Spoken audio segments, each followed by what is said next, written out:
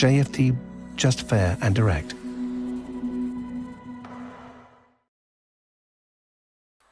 Okay, hello and good morning everyone. Welcome to JFD Traders Espresso with me, Darius Anucauskas. Today's the 2nd of April 2021. So yeah, welcome everyone. Welcome to this first Traders Espresso in April of 2021. We can put it this way, if we can signify this day somehow. But yeah, guys, welcome everyone. So before we jump into the charts, quick mentioning of our, of course, risk disclaimer. So the content we produce does not constitute investment advice or investment recommendation, should not be considered as such, and does not in any way constitute an invitation to acquire any financial instrument or product. As always, a few seconds for you to read the rest and we can continue.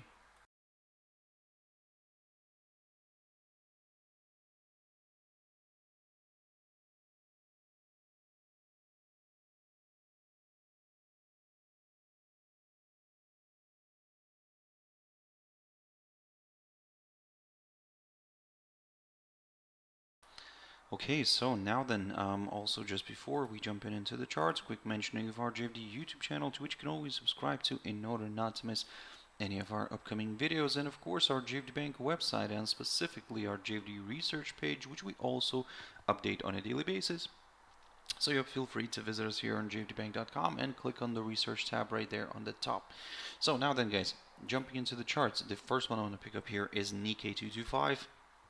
So the index pushed higher together with the rest of the indices, yep, we managed to nicely push above this 29,519 territory. I talked about this in the beginning of this week. I said that in order for us to go for some higher levels, we needed to see that push above this barrier, above this 29,520 territory. So we got that. It's great news. So yep, now let's see if we can stay above this area and we can continue. If we could continue pushing towards the psychological 30,000 mark or even above that. So that's what I'm going to be aiming here for, initially for that psychological 30,000 mark. But if but I'm not really dragging this one way too much to the upside. And the reason for that is we have this little short-term tentative downside line, which could kind of come in line here, could play out, and yep, it could provide a bit of resistance. So that's why for now, guys, yes, I'm going to be aiming for some higher levels, but I'll be very careful near this downside line. Shanghai Composite also managed to stay above that 3,460 territory I spoke about previously this week, in the beginning of this week, and yep, now it's kind of increasing its chances of a possible further move north here. Initially, I'm going to aim for this little area right here. Let me just quickly adjust this. So yep, the 3,542 mark, that's what I'm going to be looking for here. And yep, in a way, it's if we're gonna remain above this 3,460 territory, that's my next target. The high of the 8th of March here near the 3,542 mark, and then I'll slowly go higher. But again, for now, yeah, let's keep it short and simple. Yes, on one hand, we are seeing good development, positive developments here. However, on the other hand, the fact that the 21-day EMA kind of fell lower, but kind of coincides right now with the 100-day EMA, that what kind of keeps us a little bit on the cautious side, I would say. So yep, but nevertheless, for now, at this point in time, everything's looking quite positive. Dow Jones Industrial Average. So yesterday pushed nicely to the upside. However, as we know today, the U.S. markets are going to be closed. Although we still get some data, very important data. We have the U.S. job numbers coming out today. But the equity world kind of is let's say but it's closed. So the index ended the week slightly here, and it's still in positive territory, but with a little kind of doji here. And yep, yesterday, although we pushed higher, we failed to let's say get above the current all-time high, the Monday's high, which is is around the 33,259 zone. So we'll keep that for Monday. We'll see if we can actually overcome this, but if we cannot, then maybe we could see a bit of a corrective move here to the downside. However, my little correction here to the downside could come on a break of this hurdle right here, this 32,356 territory, which, as you can see, recently acted as a good area of support.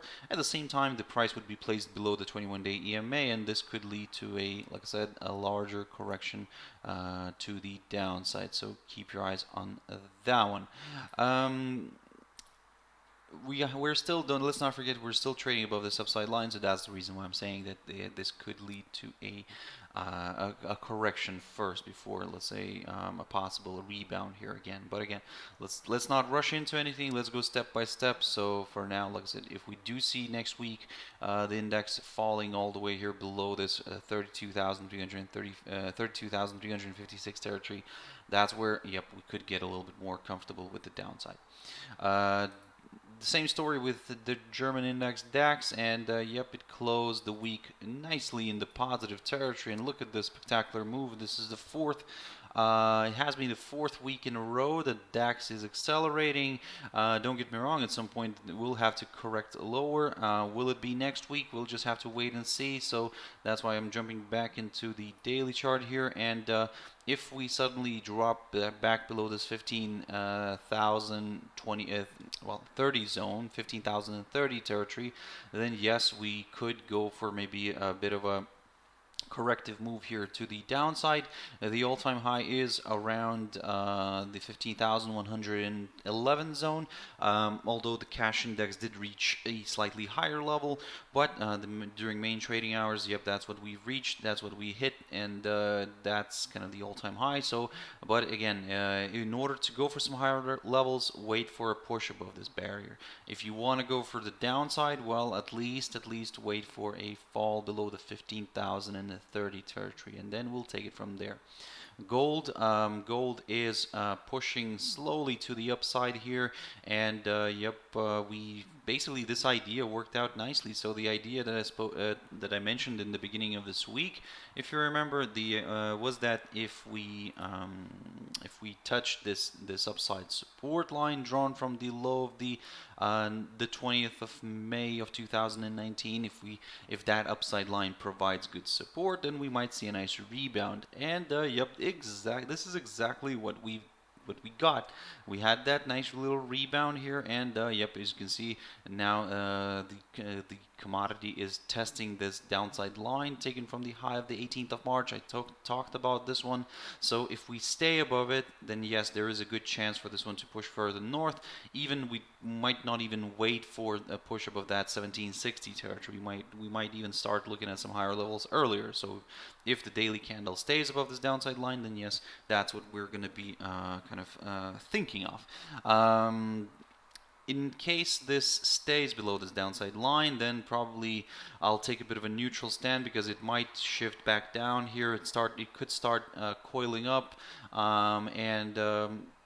yep, then maybe a totally different near-term outlook could be possible. So for now, yes, it is leaning a little bit more towards the upside, but we need that daily candle to stay above this downside line first.